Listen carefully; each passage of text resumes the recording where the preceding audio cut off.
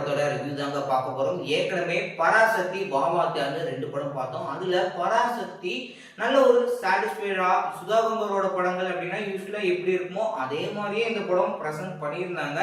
என்ன ஒரு சில இடங்கள்ல மட்டும் கொஞ்சம் டிஃப்ரெண்டா வந்து பிரசன்ட் பண்ணியிருக்காங்க அப்படின்னு சொல்லலாம். வாமாத்தியாரை பொறுத்த வரைக்கும் டீசென்டான ஒரு காமெடி மூவியை வந்து பிரசன்ட் பண்ணியிருந்தாங்க. ஆனா இந்த 2 படத்தோட பயங்கரமான ஒரு ரெஸ்பான்ஸ் கிடைச்சக்கூடிய படம் தான் ஜீவா நடிப்பில் நிதிஷ் யாதவ் டைரக்ட் பண்ண ட்ரிபிள் டி. இந்த படத்தோட என்னோட ஒப்பீனியன் எப்படி இருக்குன்றதா நம்ம இன்னைக்கான வீடியோல பார்க்க போறோம். ஆனா அதுக்கு முன்னாடி இந்த படத்தோட ஸ்டோரியை ஷார்ட் அண்ட் ஸ்வீட்டா பார்த்துடலாம் வாங்க. படத்தோடைய கதாநாயகன் ஊர் தலைவரா இருக்கிறாரு. அவரு ஒரு பொண்ணோட மேரேஜ் ஃபங்க்ஷன் அட்டென்ட் பண்றதுக்காக போறாரு.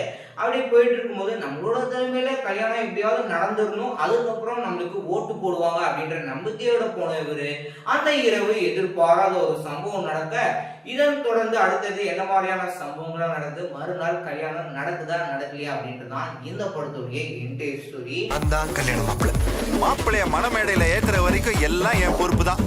கச்சேரி ஆரம்பம், சிவா மனசுல சக்தி போன்ற படங்கள்லாம் எப்படி ஜோவியலா ஒரு ஃபன் ஃபில்டான ஒரு பெர்ஃபார்மன்ஸ் பிரசன்ட் பண்ணியிருப்பாங்களோ அதே மாதிரியே இந்த படத்துல ஜீவா ரொம்ப வருஷம் கழிச்சு பெர்ஃபார்ம் பண்ணதுனால கம்பேக் ஜீவா அப்படின்னு பல பேர் ட்ரெண்ட் பண்ணிட்டு இருக்காங்க.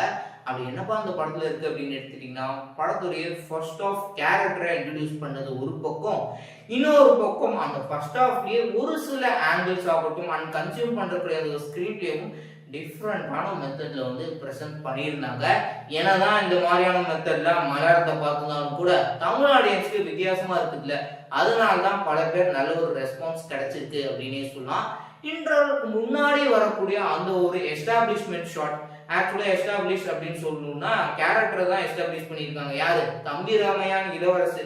இவங்க 2 பேரும் எந்த அளவுக்கு அவங்களுக்குள்ள ஒரு ரிலேஷன்ஷிப் இருக்கு அப்படின்னு சொல்லி அதை பயங்கரமா கொண்டு போன விதமும் சரி, இன்ட்ரோல் பாக்ல வரக்கூடிய ஒரு டர்னிங் பாயிண்ட், அதன் தொடர்ந்து அடுத்தடுத்து என்ன நடக்க போகுது அப்படின்னு ஒரு பக்கம் த்ரில்லிங்காவும் மறுபக்கம் காமெடியா கொண்டு போயிருந்தாங்க. ஒன்னும் இல்லைங்க, கொஞ்சம் பிரச்சனை. அது ஏன் வீட்லயும் பிரச்சனை ஆகும்டா. அப்பாக்கு மட்டும் தெரிஞ்சது.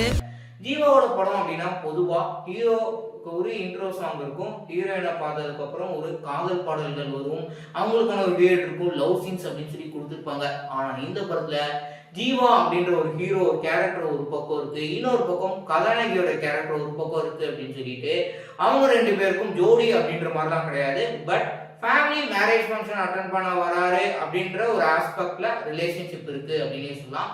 ஊர் தலைவருக்கும் இவருக்கும் இருக்கக்கூடிய அந்த ஒரு ரிலேஷன்ஷிப் மாத்திரம் தான். மற்றபடி இவரோட கேரக்டரை எப்படி ஒரு கான்ஃபிடா கொண்டு போயிருக்காங்க அப்படின்னு ஏற்கனவே நீங்க டீசர்லயே பார்த்துருப்பீங்க. படுத்து சொன்னீங்கடா கண்டிஷன்ஸை ஃபாலோ பண்ணுங்கடா, கண்டிஷன்ஸை ஃபாலோ பண்ணுங்கடா அப்படின்னு சொல்லிட்டு இந்த கரூர் இஷ்யூ நடந்தது இல்லையா, ஸோ அந்த தருணத்துல வந்து இந்த டீசர் பயங்கரமா பேசப்பட்டுச்சு அப்படின்னே சொல்லலாம். ஆனா அந்த டைலாக்கும் அந்த அரசியல் ரீதியா இந்த படத்துக்கு வந்து எந்த விதமான ஒரு இதுவுமே வந்து தாக்கப்படல. இந்த படத்துடைய கதைக்கு தகுந்த மாதிரி தான் அந்த ஒரு டைலாக்கும் அமர்ந்திருக்கு, கதைக்கு தகுந்த மாதிரி தான் பேக்ரவுண்ட் ஸ்கோரும் பிரசன்ட் பண்ணியிருக்காங்க. இளவரசு அண்ட் தம்பி ராமையா, இளவரசும் ஃபன்னா வந்து பிளே பண்ணுவாரு. ஆனா இந்த படத்துல தம்பி ராமையா நடிச்சிருக்காரு அப்படின்னாலே அவரோட கேரக்டரும் அவர் பண்றக்கூடிய சம்பவங்கள் எல்லாமே நல்ல ஒரு ஃபன் ஃபீல்டா வந்து பயங்கரமா பல இடங்கள்ல நம்மளுக்கு நல்லாவே சிரிக்க வைக்கிற அளவுக்கு நல்லாவே ஒர்த்தா இருக்குதுங்க. எப்படி சூடு பிடிக்குதுன்னு அந்த ஹோல் படிச்சு சொன்னீங்கடா கண்டிஷன்ஸா ஃபாலோ பண்ணுங்கடா அப்படின்ற அளவுக்கு ஜீவா எதுக்காக இந்த டைலாக்கா பயன்படுத்துறா, அப்படி என்னப்பா சம்பவம் நடந்திருக்கு அப்படின்னு நீங்க படம் பார்த்தீங்கன்னா உங்களுக்கு வயிறு குழுங்க சிரிக்கிற அளவுக்கு நல்ல ஒரு ஃபீல் குட்டான ஒரு மூவியா டைரக்டர் பிரசன்ட் பண்ணியிருக்காரு. கண்டிப்பா நாளைக்கு இந்த படம் பொங்கல் விடுமுறையோட கடைசி நாள், தாராளமா நீங்க போய் பார்த்து என்ஜாய் பண்ணலாம்.